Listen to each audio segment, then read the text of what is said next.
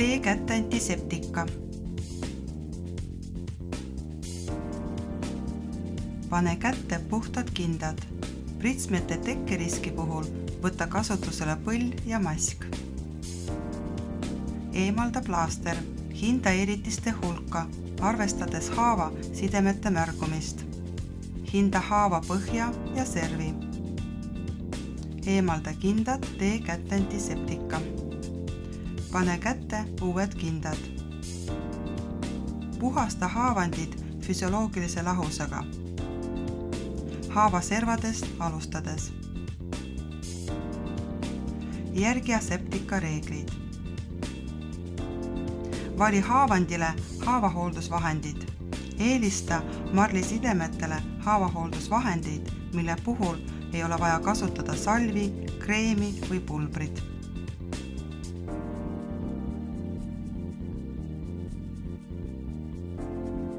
Esimese astme puhul piisab, kui nahka pesta leige veega ja hoida seda puhtana. Haava kile, vaht või hüdrokoloidplaaster on lisaabinõu lamatiste tekke ennetamisel. Teise, kolmanda ja neljanda astme puhul valitakse haavaravitooteid haavahooldusvahendite omaduste järgi. Hüdrokoloidsidemed sisaldavad želatiini ja pektiini. Haava eritist imades moodustub keel. Keeli niiskus soodustab granullatsiooni koe teket. Sobivad vähese ja mõõduka eritisega haavanditele, näiteks epiteelkoele ja vähese eritisega granullatsioonkoele. Sobib ka kuivale nikroosile, kuna keeli niiskus tagab haavandi autolüütilise puhastamise. Vahside on valmistatud sarnasest materjalist nagu hüdrokoloid, kuid on pehmem ja vedeliku imamise suure mahuga. Tekitab optimaalse keskkonna lamatiste paranemiseks. Sobivad keskmise või tugeva eritisega lamatistele. Keeli niiskus tagab haava autolüütilise puhastamise.